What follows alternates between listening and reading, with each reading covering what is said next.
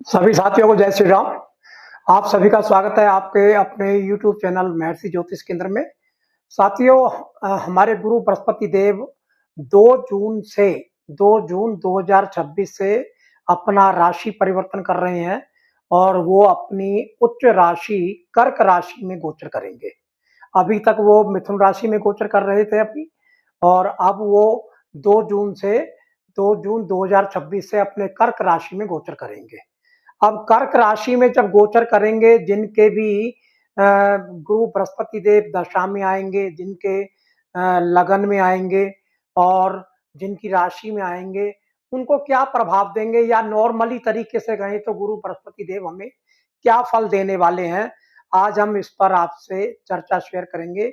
मेरे बहुत से ज्योतिषाचार्य जो भाई हैं वो कह रहे हैं कि ये अपनी उच्च राशि में आ रहे हैं तो ये बहुत फायदा देंगे, ऐसा करेंगे वैसा करेंगे, लेकिन मेरा कहना है कि ये सबको एक तरह का जो परिणाम है वो नहीं देंगे ये, क्योंकि मैं इसको आपको बताऊंगा कि कृष्ण मूर्ति पद्धति के द्वारा, केपी एस्ट्रोलॉजी के द्वारा इसको हम किस प्रकार से देखें कि गुरु बृहस्पति देव का रिजल्ट हम सबको कैसा मिलने वाला है, चाहे हमारी राशि एक हो, चाहे हमारी लगन एक हो, क्योंकि हमारी कुंडली के हिसाब से, हमारे ग्रह गोचर के हिसाब से कि हमारा ग्रह कौन से घर में आ रहा है, कैसे आ रहा है, तो उसके हिसाब से हमें फल मिलेंगे। चलो मैं आपको ये बताने की कोशिश करता हूँ। आज मैं जो आपसे ये वीडियो शेयर करूंगा ये वृषभ लगन वालों के लिए मैं शेयर करूंगा। वृषभ लगन वालों के लिए ज्यादा से ज्यादा बताऊंगा इसमें कि किन किन को इसमें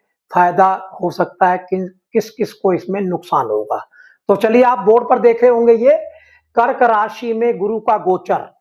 तो जब भी साथियों ये कोई भी ग्रह जब किसी राशि में गोचर करता है ना, तो वो 3 नक्षत्रों से निकलता है। वो 3 नक्षत्र राशि के हिसाब से हमारे आते हैं। तो कर्क राशि में जो हमारे जो 3 नक्षत्र आएंगे, उनमें जो गोचर करेगा साथियों, ये 2/6/2026 को एंटर करेगा गुरु चौथी राशि में, कर्क राशि में, और 7/6/26 तक ये पुनर्वसु नक्षत्र में रहेगा। पुनर्वसु नक्षत्र गुरु का नक्षत्र होता है, जो चौथी राशि में 0 डिग्री से 3 डिग्री 20 मिनट तक चलता है। और 7/6/2026, सॉरी 7/6 नहीं साथियों, 7/7/2026, 7/7/2026 से और 11/9/2026 तक ये पुष्य नक्षत्र में चलेगा। हमारा जो गुरु है उसका नक्षत्र पुष्य बनेगा, जिसका जो स्वामी होता है शनि होता है। ये 3 डिग्री 20 मिनट से लेकर और 16 डिग्री 40 मिनट तक ये कर्क राशि में चलता है। उसके बाद जो तीसरा नक्षत्र आएगा साथियों, वो आएगा बुध का नक्षत्र आएगा, जो 11/9/26 से लेकर 31/10/26 तक आश्लेषा नक्षत्र में चलेगा। जो गुरु है, जो आश्लेषा नक्षत्र का स्वामी बुध होता है, जो 16 डिग्री 40 मिनट से लेकर 30 डिग्री तक चलेगा। इस प्रकार से मैंने आपको बताया कि 3 नक्षत्रों में ये भ्रमण करेगा हमारा गुरु जो है। तो इन 3 नक्षत्रों में भ्रमण जब करेगा तो 2/6 और 7/6 तक, ये 2/6 से लेकर, ये 7/6 नहीं है साथियों, ये भी 7/7 है, सॉरी, यहाँ लिखने में गलती हो गई। तो 2/6/2026 से लेकर 7/7/2026 तक ये पुनर्वसु में चलेगा। यानी कि समझो आप 1 महीना और 4-5 दिन जो है ये अलग हमें परिणाम देगा, हमें और रिजल्ट देगा। और 7/7/26 से 11/9 तक अलग रिजल्ट देगा। 11/9 से और 31/10/26 तक ये अलग रिजल्ट देगा। फिर उसके बाद में ये उसमें सिंह राशि में चला जाएगा, अगली राशि में। तो मैं आज आपसे ये शेयर करूंगा कि कर्क राशि में जब ये 3 नक्षत्रों पर चलेगा तो हम इसको किस प्रकार से देख सकते हैं वृषभ लगन वालों के लिए। मैं आज केवल वृषभ लगन की बात कर रहा हूं। वृषभ लगन वालों के लिए किस प्रकार से देखेंगे, अब सबसे पहले बताऊंगा जो हमारे धन भाव होते हैं, चाहे वो कोई सी भी लगन हो, उसके लिए धन भाव फिक्स होते हैं। ये हमारा दूसरा भाव, ये दूसरा भाव, ये राशियां लिखी हुई हैं साथियों, ये मत देखना आप, क्योंकि ये दूसरी लगन है। तो ये दूसरे घर में तीसरा नंबर है, इस प्रकार से ये। तो ये धन भाव होता है, ये छठा धन भाव होता है, 10वां धन भाव और 11वां धन भाव, वही मैंने यहाँ लिखे हैं। धन भाव हमारे 2, 6, 10, 11, 2, 6, 10, 11। और जो हमारे ये होते हैं धन आने के नंबर, ये धन अर्जित करने के नंबर होते हैं। धन नुकसान के कौन से होते हैं? 5, 8, 12, 6, 8, 12, 3, 8, 12। 5, 8, 12 साथियों, 5वां घर ये है, 8वां घर ये है, 12वां घर ये है। ये है हमारे नुकसान के घर। और 6, 8, 12 यानी कि 6 हमारा धन का भी होता है, लेकिन अगर धन का नंबर नुकसान वाले घर से जुड़ जाएगा हमारा तो हमें नुकसान करेगा। 6, 8, 12। इसी प्रकार से जो 3 नंबर होता है साथियों, ये नॉर्मल धन का नंबर होता है। नॉर्मल धन के नंबर जो होते हैं वो पहला घर, तीसरा घर, 7वां घर और 9वां घर, ये मैंने लिखे आपके लिए। लेकिन अगर तीसरा घर हमारा 8 से और 12 से जुड़ जाएगा तो साथियों ये हमें निर्धनता का भी इंडिकेशन देता है, ये वाला घर हमें। तो मैंने ये आपको बता दिए कि हमारे जो है सारे तकरीबन इसमें घर आ गए हैं इसमें। और अगर हम देखें तो इसमें चौथा घर रह गया साथियों इसमें, कि अगर चौथा घर जो ये 4th हाउस जो है हमारा, ये भी एक कॉमन घर है, लेकिन इस कॉमन घर में भी एक वही दिक्कत है, अगर ये 8 और 12 के साथ जुड़ेगा तो हमारे सुख सुविधाओं को ये कम करता है। तो इसको भी हम जो है यहां लिख सकते हैं वैसे 4, 8, 12। अगर ये चौथा घर भी हमारा 8, 12 से जुड़ेगा तो ये हमें नुकसान दे सकता है, हमें 4, 8, 12 में ये जो है।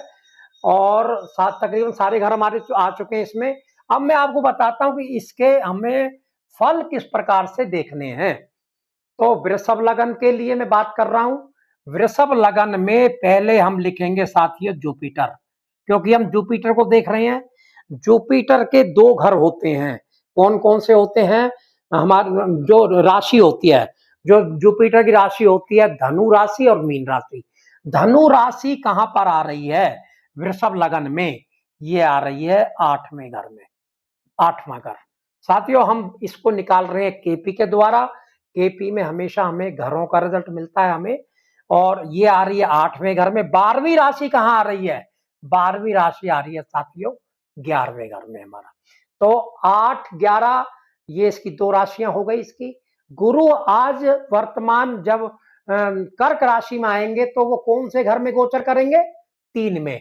तो यहां लिख देंगे हम 3। तो यानी कि अब हम इसकी सीक्वेंस बनाएंगे 3, 8, 11। अब इसका नक्षत्र देखेंगे, ये तो है साथियों प्लेनेट। अब इसका एनएल देखेंगे हम, क्योंकि एनएल का भी हमें बहुत ज्यादा रिजल्ट मिलेगा, प्लेनेट से ज्यादा मिलेगा। एनएल में गुरु हमें पूरे अपने राशि में 3 तरह से फल देंगे। 2, 6, 26 से 7, 6, 26 तक पुनर्वसु में चलेंगे, जो अपने ही नक्षत्र में चलेंगे। तो जुपिटर लिख देंगे यहाँ पर। अब जुपिटर को हमने यहाँ नोट कराई है 3, 8, 11। तो साथियों ये इसको कंबाइन कर लेंगे नंबर को, वही 3, 8, 11 आएंगे।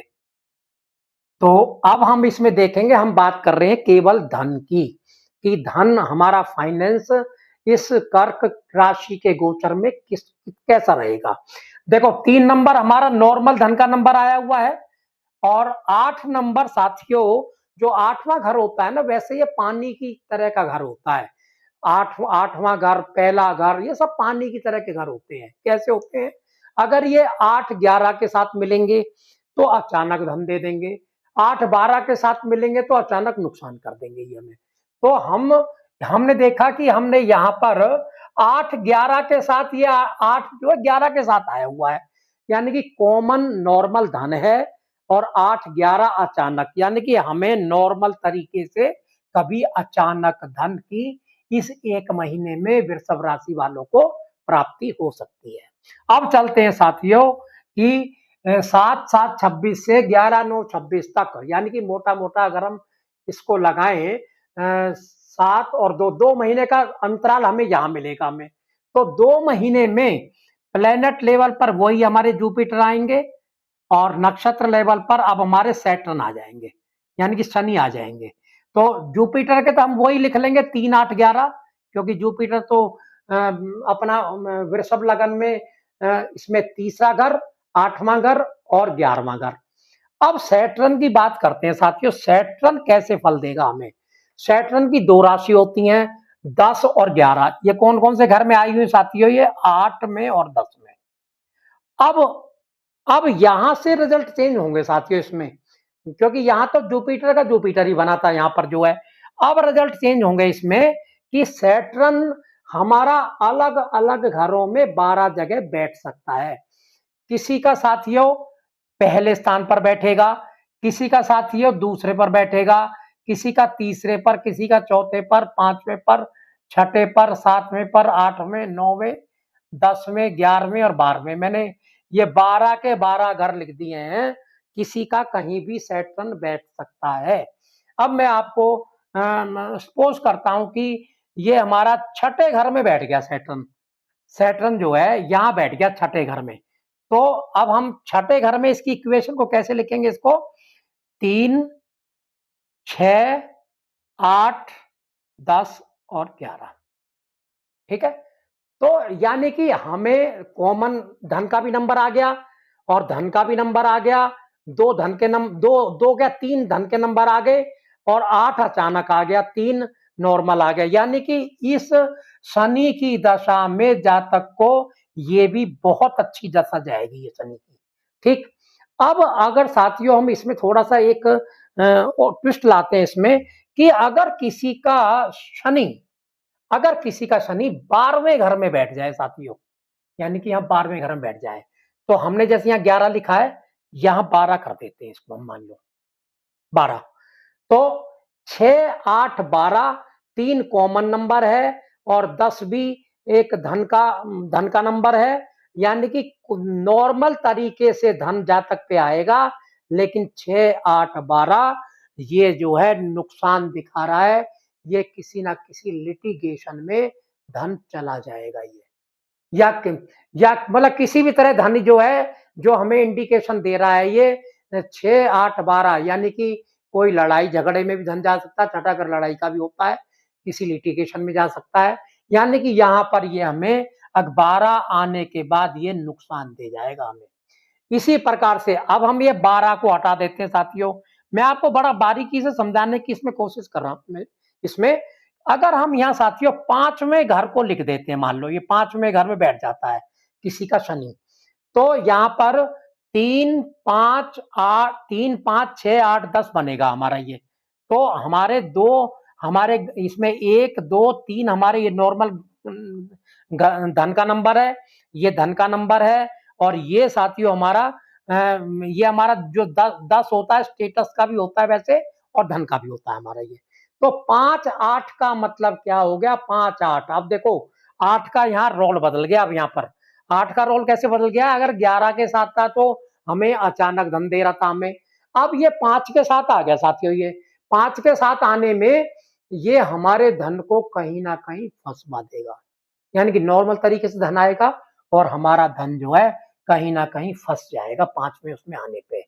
तो साथियों इस प्रकार से हम जो है केपी से एक ही लगन है, एक ही तरह के हमारी ग्रह स्थिति है हमारी, लेकिन सिर्फ हमारे नक्षत्रों के चेंज होने से हमें इन रिजल्टों में अलग अलग देखने को मिलेगा।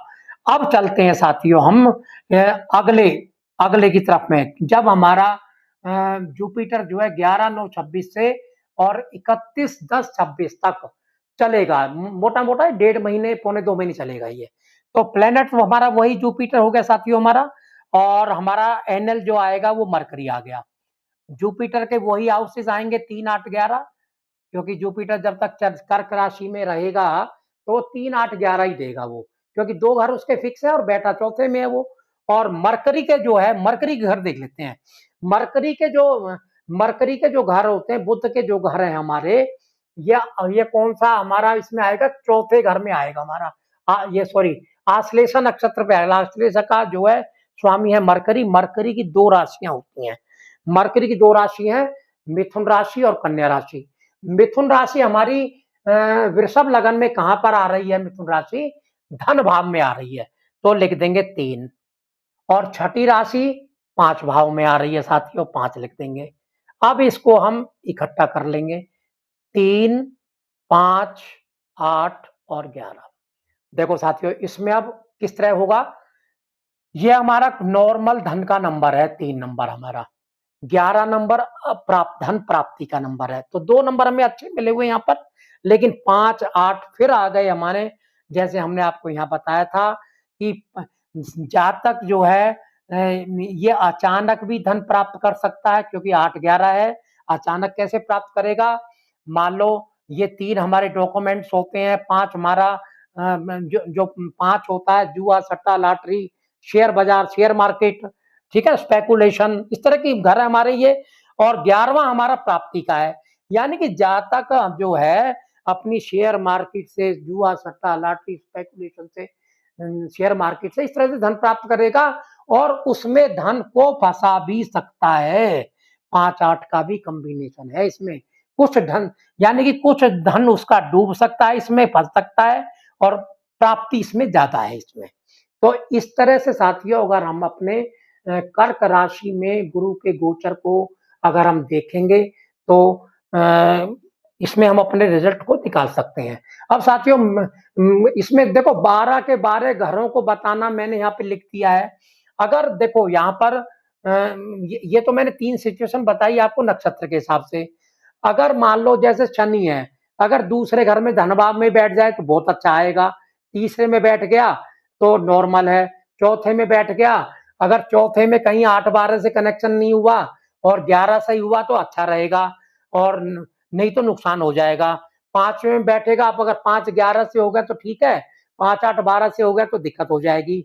ऐसे ही छठे भाव धन का भाव होता है, अगर छठे भाव का जो शनि का कनेक्शन 11 से, 2 से, 6 से, 10 से हो जाता है तो लाभ देगा, और 8-12 से होगा तो नुकसान देगा।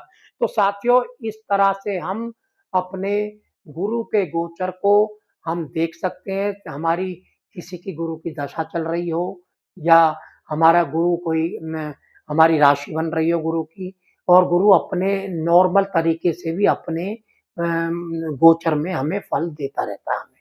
तो साथियों मैं आशा करता हूँ आपको मेरा वीडियो कैसा लगा होगा। अगर आपको अच्छा लगा हो तो मेरे चैनल को लाइक और सब्सक्राइब अवश्य करें, और इसी तरह की अगर कोई आपका डाउट इसमें रह जाए तो आप मेरे से कमेंट्स बॉक्स में पूछ सकते हैं। और साथियों मैं बताना चाहता हूँ कि मेरी केपी एस्ट्रोलॉजी की क्लासेस चालू हैं। अगर आप मेरी क्लासेस को ज्वाइन करना चाहते हैं तो मेरे मोबाइल नंबर 9810650169 पर आप जो है संपर्क कर सकते हैं।